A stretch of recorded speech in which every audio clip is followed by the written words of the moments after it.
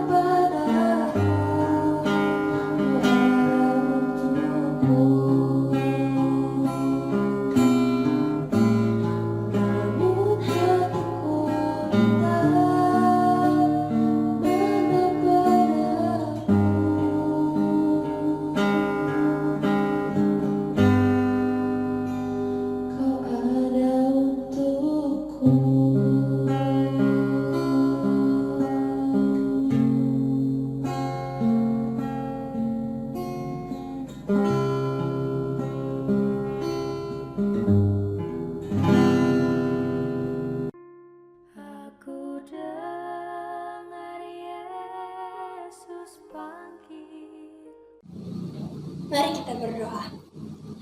Bapa kami yang di dalam kerajaan surga, pada saat yang indah ini kami akan memulaikan ibadah penyegaran rohani dengan tema Tuhan, peganglah tangan kami dan tuntunlah jalan hidupku. Kiranya Engkau hadir dalam setiap program acara kami dan memberikan kami pencerahan. Berkati pemirsa yang mendengarkan dan berkati panitia yang di studio. Dalam nama Yesus, amin. Aku dengar Yesus panggil. Shalom pejuang-pejuang doa, kembali kita akan melanjutkan untuk 10 days prayer dan kita sudah masuk hari yang ke-6 dan fokus kita ialah solusi Allah untuk pergumulan kita. Saudara-saudaraku, sebelum kita lanjut, saya mau ajak kita tunduk kepala, kita berdoa. Bapa di sorga, kami membutuhkan Engkau. Kiranya Engkau hadir lewat kuasa Roh Kudus-Mu, menerangi hati dan pikiran kami, agar kami boleh memaknai akan kebenaran firman yang akan kami terima, dan kami akan lanjutkan dengan doa pergumulan kami. Dalam nama Yesus, amin. Oke saudaraku, kita masuk pada ayat inti untuk hari ini, yang diambil dari Lukas pasal 9, ayat 23 dan 24. Firman Tuhan berkata, "Setiap orang yang mau mengikut aku, ia harus menyangkal dirinya, memikul salibnya setiap hari dan mengikut aku. Karena barang siapa mau menyelamatkan nyawanya, ia akan kehilangan nyawanya. Tetapi barang siapa kehilangan nyawanya karena aku, ia akan menyelamatkannya." Puji Tuhan, oleh karena ayat ini paling tidak boleh melandasi semua pembicaraan kita malam hari ini. Ada dua rahasia kebangunan rohani kekal. Yesus, dia menawarkan solusi bagi orang Kristen duniawi yang ingin menjadi orang Kristen rohani. Ia berkata, "Tinggallah di dalam aku dan aku di dalam kamu." Sama seperti ranting tidak dapat berbuah dari dirinya sendiri kalau ia tidak tinggal pada pokok anggur, demikian juga kamu tidak berbuah jikalau kamu tidak tinggal di dalam aku. Yohanes 15 ayat yang keempat. Dengan kata lain, kita harus tinggal di dalam Yesus. Tetapi bagaimana caranya? Pena Inspirasi berkata di dalam buku Kerinduan Segala Zaman jilid 2 halaman 320. Tinggal di dalam Kristus berarti kita menerima rohnya secara konstan. Ini yang pertama. Kita secara terus-menerus menerima kuasa Roh Kudus. Kemudian yang kedua, akan ada suatu kehidupan penyerahan yang tidak terbatas kepada pekerjaannya. Jadi dalam melaksanakan pekerjaan Yesus, kita harus hidup penuh dengan penyerahan yang kontinu, tidak terbatas. Nah, dua solusi ilahi ini tidak hanya mengarah pada kebangunan rohani, tetapi juga pada kehidupan Kristen yang berbahagia. Mengapa? Karena Yesus berkata pertama, "Semuanya itu kukatakan kepadamu, supaya sukacitaku ada dalam kamu, dan sukacitamu menjadi penuh." Yohanes 15 ayat yang ke-11. Yang kedua, kita akan mengalami Kristus di dalam kamu, atau kehadirannya dalam kehidupan kita sehari-hari, dan itu berarti kita berbagi pengharapan akan kemuliaannya. Kolose 1 ayat 27. Ada hal penting yang perlu kita lihat saat ini. Setiap hari kita perlu meminta dan menerima dengan iman pencurahan Roh Kudus dan menyerahkan semua yang kita miliki hanya kepada Tuhan saja. Ia akan memberikan kita kegembiraan. Pada hari pertama, kita berbicara tentang betapa pentingnya meminta Roh Kudus. Dan pada hari yang ketiga, kita mempelajari kebutuhan kita akan penyerahan. Hari ini, kita akan melihat dua langkah ini dengan fokus khusus pada kebutuhan kita untuk meminta dan berserah penuh setiap hari. Mengapa kita harus meminta Roh Kudus setiap hari? Bertahun-tahun yang lalu, saya membaca kisah tentang seorang preman yang bertobat kepada Yesus. Dia dengan sepenuh hati mengakui sumpah palsu, pencurian dan kejahatan lainnya. Alhasil, dia mengalami campur tangan ilahi yang luar biasa. Allah benar-benar mengubah hidupnya. Nah, cerita ini membuat saya terkesan. Saya berkata kepada diri saya sendiri, saya baik-baik saja dalam segala hal, tetapi saya tidak memiliki pengalaman seperti itu. Jadi saya berdoa, Tuhan, saya juga ingin mengakui semua dosa saya yang terlihat dan dosa yang belum Engkau tunjukkan kepada saya. Selain itu, saya akan bangun 1 jam lebih awal setiap hari untuk berdoa dan membaca Alkitab. Saya ingin melihat apakah Anda juga akan ikut campur dalam hidup saya, Tuhan. Puji Tuhan.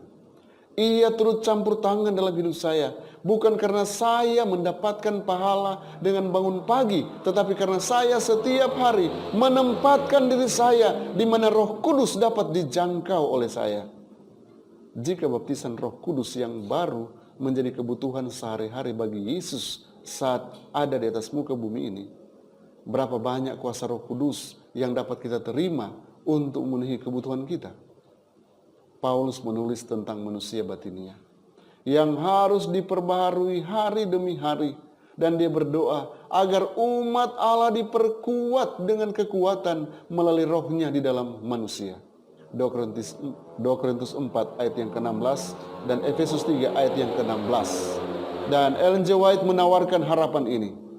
Kerinduan Sekelas Zaman halaman 42. Tuhan lebih rela memberi Roh Kudus kepada mereka yang melayani Dia daripada orang tua yang memberikan pemberian yang baik kepada anak-anaknya. Kita garis bawahi bahwa Roh Kudus akan diberikan kepada mereka yang melayani Dia. Untuk baptisan Roh setiap hari, setiap pekerja haruslah mempersembahkan permohonannya kepada Allah. Sisi batinia kita membutuhkan perawatan setiap hari. Tapi dari sisi rohania kita perlu meminta kuasa Roh Kudus mengendalikan cara berpikir kita setiap hari. Mengapa kita harus berserah setiap hari kepada Yesus? Oh saudaraku, kita harus berserah penuh kepada Yesus karena Yesus sendiri, Dia mencoba membantu murid-muridnya untuk memahami sifat pengorbanan dari pemuridan. Yesus berkata kepada mereka, katanya, setiap orang yang mengikut aku, ia harus menyangkal dirinya, memikul salibnya setiap hari dan baru mengikuti Yesus. Lukas 9 ayat yang ke-23. Menyangkal diri berarti memberi kepada Yesus kendali atas hidup kita setiap hari. Rasul Paulus menjelaskan seperti ini. Aku mati setiap hari. 1 Korintus 15 ayat 31. Sebagai manusia, kita menolak untuk berserah. Kita lupa bahwa kita ini lemah. Kita tidak punya kekuatan apa-apa. 2 Korintus pasal 12 ayat 10. Sebab jika aku lemah, maka aku kuat. Kita perlu tahu dari konteks mana, dari konsep mana Rasul Paulus ingin sampaikan pesan ini. Kita menerima kehidupan fisik secara lahir, tetapi kita tetap makan setiap hari untuk menjaga kesehatan. Kita menerima kehidupan spiritual ketika kita dilahirkan kembali, tetapi kita masih membutuhkan makanan spiritual setiap hari atau kita akan mati. Sama seperti kita tidak bisa makan makanan kita sebelum waktunya, kita juga tidak bisa berserah kepada Kristus hari ini untuk besok. Jadi hari ini, mari kita serahkan hidup kita kepada Kristus. Dan besok lagi, kita akan serahkan hidup kita kepada Kristus. Begitu selanjutnya, dan siklus ini harus dialami oleh umat-umat Tuhan yang mau menyatakan diri, meminta Roh Kudus dan berserah penuh kepada Roh Kudus. Pena inspirasi dalam buku Our Father Cares, halaman 144. Betapapun lengkapnya penyucian kita pada saat pertobatan, itu tidak akan berguna bagi kita kecuali diperbaharui setiap hari. Luar biasa saudaraku. Mungkin ketika kita bertobat, kita sudah menyerahkan seutuhnya, sepenuhnya, sungguh-sungguh di hadapan Tuhan. Tapi tidak cukup sampai di situ. Harus setiap hari penyerahan kita diperbaharui. Dan inilah kuncinya supaya kita boleh menerima kecurahan roh hujan akhir. Bagaimana kita memulai saudaraku? Kebahagiaan sejati, halaman 42. Cara terbaik dan satu-satunya cara untuk setiap hari menerima Roh Kudus dan berserah diri kepada Yesus adalah dengan melakukan ibadah pribadi setiap pagi. Kecuali kita memilih Tuhan setiap hari, janji dan niat baik kita seperti tali yang terbuat dari pasir. Maukah Anda berkomitmen hari ini untuk membagikan bagian terbaik dari hari Anda dengan Yesus? Matius 6 ayat 33. Tetapi carilah dahulu kerajaan Allah dan kebenarannya, maka semuanya akan ditambahkan kepadamu. Saat ini, mari kita berdoa melalui firman. Firman yang pertama, Yohanes 15 ayat 4 dan 7. Tetap dalam hubungan terbaik yang ada.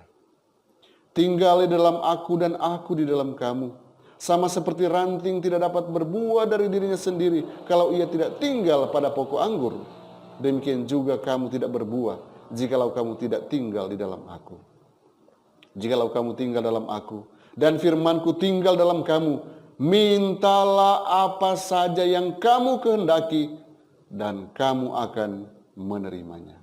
Mungkin kita berdoa seperti ini. Tuhan, terima kasih untuk menumbuhkan kepercayaan kami ketika kami setiap hari berserah kepadamu. Pimpin kami untuk mengenal Roh Kudus lebih baik, Tuhan. Biarkan keinginan Anda menjadi keinginan kami, Tuhan. Kemudian firman yang berikut, Matius 6 ayat 33. Tetapi cari dahulu kerajaan Allah dan kebenarannya, maka semuanya itu akan ditambahkan kepadamu. Kita berdoa, ya Tuhan, ajari kami untuk mengutamakan Engkau dalam segala hal. Tunjukkan kepada kami bagaimana memulai setiap hari dengan Engkau, Tuhan. Kemudian kita berdoa dalam firman ayat yang ketiga, Roma 8 ayat 1 dan 2. Demikianlah sekarang tidak ada penghukuman bagi mereka yang ada dalam Kristus Yesus. Roh yang memberi hidup telah memerdekakan kamu dalam Kristus dari hukum dosa dan hukum maut. Roh membebaskan kita dari penghukuman. Kita akan berdoa seperti ini. Bapa, sungguh merupakan berkat mengetahui bahwa perbudakan dosa telah hancur ketika kita hidup di dalam Roh Kudus. Terima kasih bahwa Kristus menanggung kesalahan kita ke atas dirinya untuk membebaskan kita dari dosa dan kematian. Saat ini, marilah kita berdoa dengan sungguh-sungguh. Kita memohon supaya Tuhan akan memberkati kita hari ini. Tuhan akan menuntun kita dan kita boleh melakukan yang terbaik bagi kemuliaan nama Tuhan. Mari kita tunduk kepala dan kita akan berdoa. Oke, mari kita satu dalam doa. Bapa Sorgawi, kami mengucap syukur karena kebaikan-Mu yang nyata bagi kami. Saat ini kami boleh ada sebagaimana kami ada, dan kami boleh datang di hadapan hadirat-Mu. Kami bersyukur karena Engkau berikan waktu bagi kami untuk kembali boleh berdoa bersama-sama di acara 10 Days Prayer. Kami terus berdoa untuk anggota Gereja Master ke-7 yang menghadapi penganiayaan dan dipenjara karena kepercayaan mereka, Tuhan. Berikan kekuatan iman bagi mereka. Berikan jaminan bagi mereka, Tuhan, agar mereka tetap teguh menghadapi situasi-situasi yang sulit yang mereka harus lewati. Kami berdoa juga untuk kebangunan rohani di antara orang-orang muda Gereja Master ke-7 yang belajar di perguruan tinggi negeri dan universitas di seluruh dunia. Kiranya mereka menjadi duta yang bersemangat bagi Kristus, dan mereka akan menjadi alat Tuhan yang ampuh untuk menyegerakan kedatangan-Mu. Bapa, kami juga berdoa untuk 69% populasi bumi yang belum menerima gambaran Yesus dengan jelas. Tolonglah agar kami, dimanapun kami berada, kami boleh menjadi saluran berkat bagi mereka. Kami akan nyatakan Kristus lewat kehidupan kami, bahkan lewat kebenaran firman yang kami sampaikan. Kami terus berdoa untuk 62 juta orang di 28 kota yang paling tidak terjangkau di bekas Uni Soviet, di divisi Eurasia. Tolonglah agar pemimpin-pemimpin gereja di sana boleh menciptakan cara yang terbaik untuk menjangkau untuk mengabarkan kabar selamat bagi mereka. Bapa di sorga, kami juga datang dengan sungguh-sungguh mau berdoa untuk Adventist Development and Relief Agency, ADRA. Mereka terus bekerja untuk memenuhi kebutuhan dengan praktis di seluruh dunia bagi orang-orang yang membutuhkan pertolongan. Berkati agar mereka tetap menjadi saluran berkat dan boleh mewartakan kebenaran kepada dunia ini. Kami berdoa terus untuk 16 juta orang di 6 kota yang paling tidak terjangkau di divisi Pasifik Selatan. Tuhan tolong agar ada jiwa-jiwa yang hidup yang boleh dipersembahkan di sana oleh karena pekerjaan Tuhan dengan cara Tuhan boleh dijalankan. Kami berdoa agar Roh Kudus membantu kami mengetahui bagaimana menjangkau 406 juta orang di 105 kota yang paling tidak terjangkau di divisi Asia Pasifik Utara. Oh Tuhan, tolonglah kami. Kami hanya berdoa dan memohon kiranya kuasa Roh Kudus yang akan bekerja sehingga pekabaran boleh tersebar di seluruh dunia ini. Kami mohon kiranya berkat Tuhan menjadi bagian Adventist Chaplaincy Ministry saat memobilisasi pendeta dan anggota yang tertarik untuk melayani orang-orang yang ada di dalam penjara. Tuhan tolong agar semua cara yang sudah dibuat boleh membawa jiwa-jiwa yang hidup yang boleh dipersembahkan bagi kemuliaan nama Tuhan. Kami juga berdoa untuk gereja-gereja lokal, gereja-gereja kami semua yang saat ini sedang bergumul. Engkau berkati agar pergumulan kami boleh dimenangkan. Kami akan boleh menciptakan cara yang terbaik untuk melayani di tengah-tengah pandemi COVID-19. Tuhan tolong agar dengan cara yang Tuhan berikan, kami boleh membawa jiwa-jiwa yang hidup yang boleh dipersembahkan bagi kemuliaan nama Tuhan saja. Bapa, saat ini kami datang berdoa untuk keluarga-keluarga umat Tuhan, saudara kami yang mungkin terdampak dengan COVID-19. Berikan kekuatan iman, kecukupan bagi mereka, sehingga mereka boleh melalui masa-masa yang sulit ini dengan pertolongan sorga. Bahkan mereka yang terpapar Engkau akan sembuhkan, Engkau akan pulihkan, dan Engkau akan jadikan mereka anak Tuhan yang selalu berserah penuh hanya kepadamu. Terima kasih Yesus karena Engkau berkati juga akan kebaktian kebenaran rohani, lebih khusus pendalaman Alkitab, penyegaran rohani dari remaja, Jemaat Prisma Manado dan Agape Pomoro. Biarlah boleh berjalan sesuai dengan rencana Tuhan dan banyak jiwa yang boleh diperkenalkan kepada Yesus. Bapa di sorga, hanya kepadamu Tuhan kami serahkan pergumulan-pergumulan kami. Apapun itu, di tangan Tuhan ada jalan keluar. Ini doa dan permohonan hamba-Mu yang Kamu sampaikan hanya dalam nama Yesus Tuhan dan Juru Selamat kami. Amin. Tuhan Yesus memberkati kita semua. Kita berjumpa kembali besok malam di waktu yang sama dan kita akan membahas pelajaran yang ke-7. Tuhan Yesus memberkati kita semua. Aku dengar Yesus panggil, aku dengar Yesus panggil. Saat ini, marilah kita siapkan hati dan pikiran kita untuk mendengarkan firman Tuhan. Tapi sebelumnya, mari kita menyanyikan lagu tema.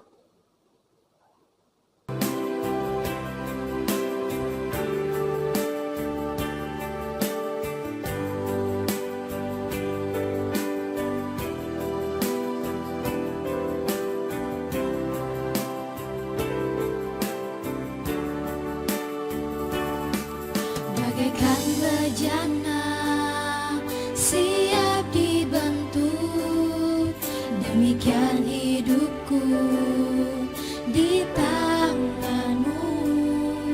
Dengan urapan kuasa Roh-Mu, ku dibaharui selalu. Jadikan ku alat dalam rumah-Mu, inilah hidupku di tangan-Mu. Bentuklah seturut kehendak-Mu, pakailah sesuai rencana-Mu. Ku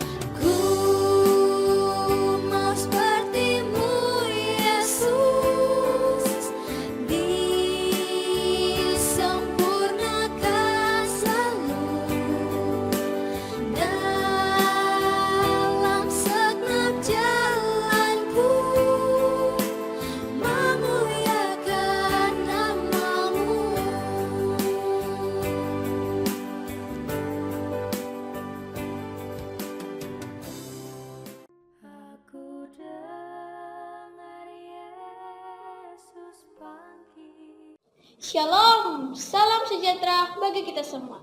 Sebelum kita mendengarkan firman Tuhan, mari kita berdoa.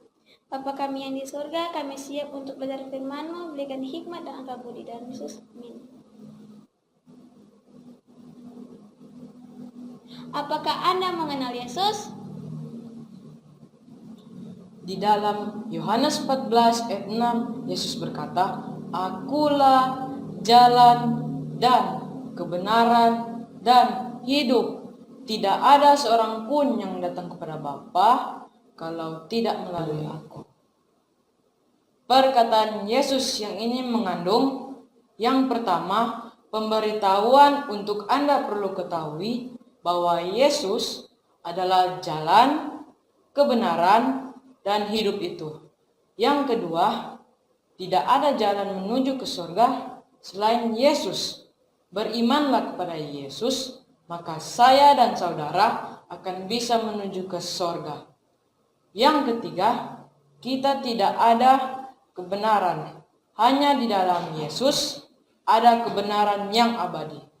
Yang keempat, Yesus adalah satu-satunya manusia di atas dunia ini yang bisa menghidupkan orang dan yang pernah mati dan hidup kembali. Hanya Yesus yang berkuasa di alam maut. Yohanes 1, pada mulanya adalah firman. Firman itu bersama-sama dengan Allah, dan firman itu adalah Allah. Ia pada mulanya bersama-sama dengan Allah. Segala sesuatu dijadikan oleh Dia, dan tanpa Dia tidak ada suatu pun yang telah jadi dari segala yang telah jadikannya. Dalam Dia hidup, dan hidup itu adalah terang manusia. Ayat ini menginformasikan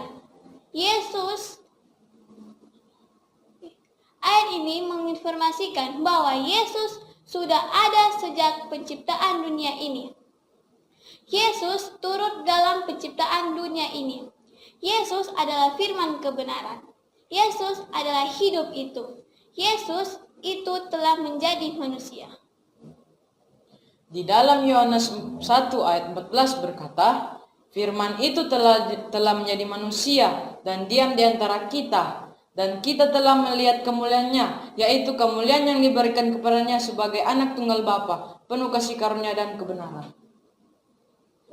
Mengapa Yesus yang sudah ada dan yang menciptakan dunia ini rela menjadi manusia? Roma 3 ayat 10-12 berkata, "Kita semua sudah berdosa, seperti ada tertulis, tidak ada yang benar seorang pun, tidak ada seorang pun yang berakal budi, tidak seorang pun yang mencari Allah, semua telah menyeleweng." Di dalam Roma 6 ayat 23 berkata, "Sebab upah dosa itu maut. Dosa harus dibayar dengan kematian." Yohanes 1 ayat 29 berkata, "Lihatlah anak domba Allah yang menghapus dosa dunia."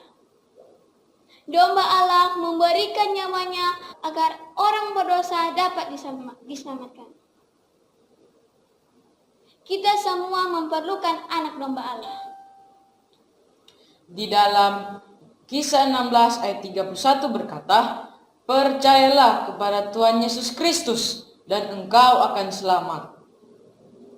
Yohanes 3 ayat 16 berkata, "Karena begitu besar kasih Allah ke dunia ini, sehingga Ia mengurniakan Anak yang tunggal, supaya setiap orang yang percaya kepadanya tidak binasa, melainkan memperoleh hidup yang kekal." Di dalam 1 Yohanes 1 ayat 9 berkata, "Jika kita mengaku dosa kita, maka Ia adalah setia dan adil, sehingga Ia mengampuni segala dosa kita dan menyucikan kita dari segala jenis kejahatan." Kisah 3 ayat 19 berkata, "Karena itu, sadarlah dan bertobatlah supaya dosamu dihapuskan." Ada seorang yang menggali lubang sumur dan kelihatannya amat dalam. Dan temannya menawarkan sebuah tangga tali dari atas dan memerlukan respon dari penggali sumur ini untuk memegang dan menaiki tangga tersebut supaya dia bisa selamat. Demikian juga kita memerlukan kasih karunia Tuhan supaya kita bisa selamat. Dan kasih karunia itu digambarkan dengan sebuah tali. Kita harus merespon dengan memegang dan berusaha menaiki tangga itu supaya kita bisa selamat. Kasih karunia ini Tuhan besar untuk kita semua, tapi itu tergantung bagi respon kita untuk menerimanya. Mr. Blackburn telah diputus hukuman mati. Ibunya berusaha dengan segala cara agar anaknya tidak dihukum mati. Dia mendapatkan ide untuk meminta pengampunan dari gubernur.